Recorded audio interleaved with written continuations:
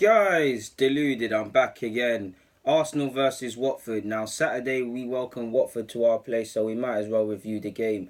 FYI, I'm actually doing this before we've actually played Brentford in the League Cup, so I don't imagine that the majority of players that will take to the field in the Premier League will play in midweek in this League Cup game. But any injuries, any things like that, obviously I'm unaware at this moment in time, so use your brain, people.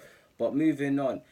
Watford, now, no disrespect to Watford, but this is a game we should be winning, but it doesn't mean that it's a game that doesn't fill me with nerves. I mean, there's a certain couple... I'm nervous playing any team being an Arsenal fan, but there's a couple teams, excluding the top six, that really make me not nervous, but you feel that while you should be winning, it could be filled with some surprises or some sort of madness. So for me, it'd probably be off the top of my head Watford, Southampton, probably Swansea before they actually got relegated.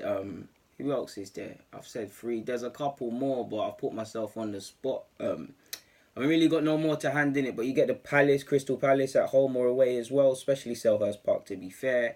Normally we win these games, people, but it doesn't matter where it is. These are the sort of games that fill me with nerves because it's never plain sailing, even if the scoreline suggests that. Now, we're going against Watford. It's 6th versus 4th. We're 6th, they're 4th. They've had a great start to the campaign. You have to credit them. They might not have had an easy start, as hard a start to the campaign as us, but at some point they had to buck 2 of the top 6 and they beat Spurs and United at their place. So you have to give them credit. That's 6 points, but that might as well be 12 because, you don't know where Watford are going to be at the end of the season. Hopefully they keep this strong run up, but that could be 6 points, especially take what I say it's a 12 point and 6 points. 3 being 6 obviously is because you look at your rivals. Taking points off the top 6 can make the difference.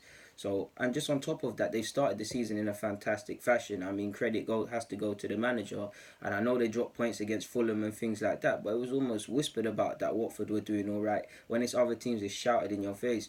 It's almost a mini derby of sorts. 2 London clubs, give or take, depending on what you class Watford as Hertfordshire or London.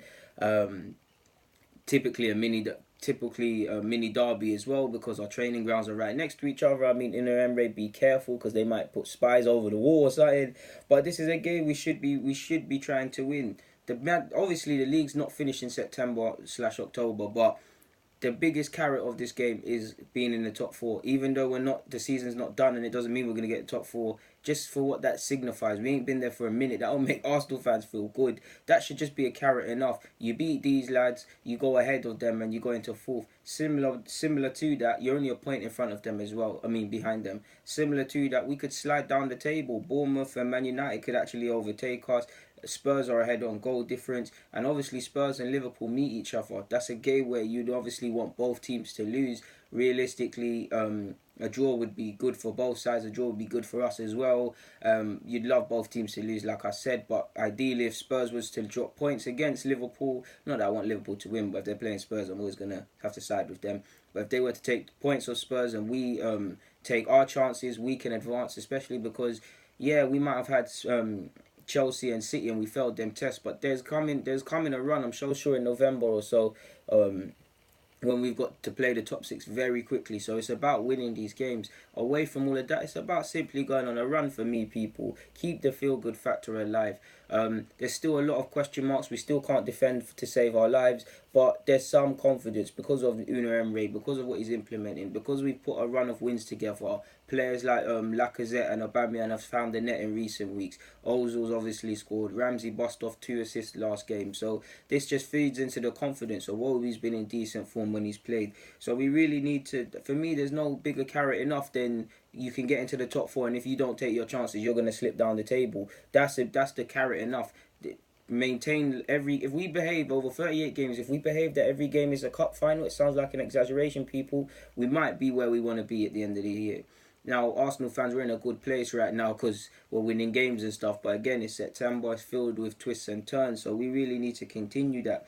Looking at Watford's players, for me, one player scares me as well. I don't necessarily think they're necessarily amazing players, but if Jan Matt plays, because he likes to go forward and put crosses in, and he likes to go forward, so him and his right winger on the right hand side, because he's a fullback, they could again double up against Monreal, like you've seen with happened to both Monreal and Hector Bellerin. Holebas, Going backwards defensively is a bit of a question mark, but he goes forward, he puts crosses in. Arsenal have continuously had an issue defending crosses, so these are things we need to watch out for. Stop the cross, close men down early, remain compact, shut their away fans up within the first 5 minutes, ideally 10 minutes, put them under pressure. Watford should have every bit of belief that they could come here and beat us because, okay, cool, they beat them big sides at home, at their place at home, but it's Arsenal. No disrespect to Arsenal, I'm an Arsenal fan, but the top six, if you're looking at a top six side that you want to play and believe you can take points off or can rejuvenate your season and things like that, you're looking at my club in Arsenal. And now if you add to the point where, and I'm not talking about complacency because overconfidence can lead to complacency, but if you've taken points off Spurs, who got Champions League, United, who are in the Champions League place, and Arsenal, who have gone backwards in sixth, you'd be confident about playing us. So they're going to turn up with every bit of belief. They're not going to, quite frankly, give a crap about our players. So we need to look out for them. Troy Deeney, we can't talk Watford without talking Troy Deeney. Got a lot of time for him. He might be a footballer earning a lot of money, but he feels very working class. He hasn't forgot his roots. He's very honest. I mean, the man said no matter what, he's played with 3 broken toes last game. He said no matter what, he's going to be there for the Arsenal game. We know he fancies Arsenal. He's very vocal on Arsenal, especially when they beat us last year. I can't lie, Watford away was probably one of our worst away performances last year. It's hard saying that because now I'm remembering Stoke. But yeah, Deeney, he said we had no cojones. He says we're a soft touch. He probably thinks that. They're probably saying that in the dressing room. And some of that might be true. Some of that might be false. But if I'm some of these players, you want to put that right. I know we beat them last year, but you want to put that right. You want to show him you've got cojones. And I'm looking at Socrates to actually deal with Deeney because he's probably the only centre-half that I think is actually on matching him physically and on playing the games with him. He's been a good centre-half. Deeney's very street. We know he's a very street smart and honest striker. He'll see what he can get away with the ref.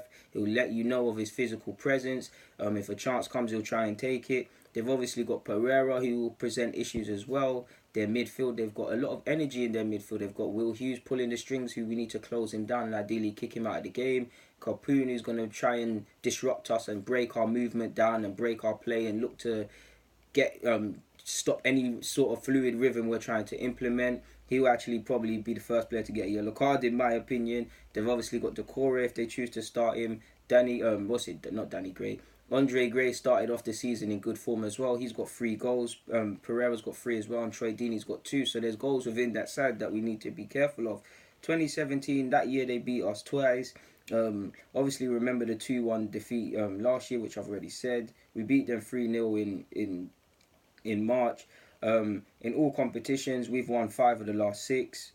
We lost to Chelsea, and equally for them, Watford, they've got 1 defeat, 1 draw and 4 wins. So they should be full of confidence, and rightly so. To be honest with you, it's not an easy game. There's no easy games in the Prem.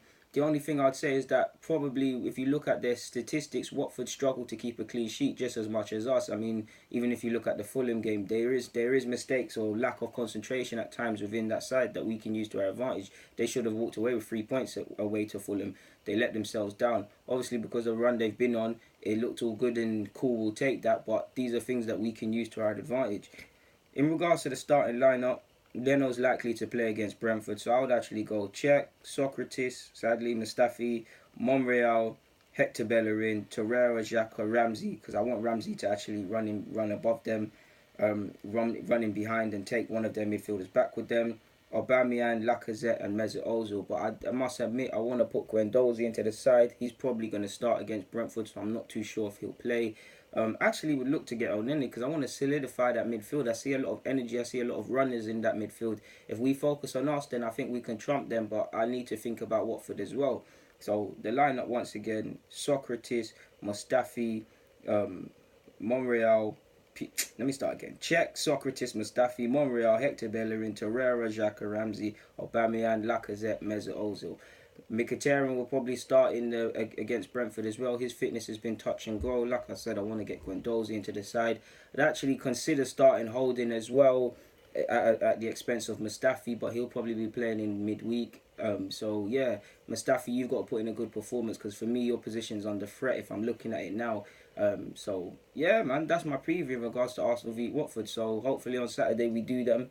But until then, innit, guys? Obviously, check out my other footage on my channel. I'll obviously be there to review the game against Brentford. Yeah, guys, DG, I'm out.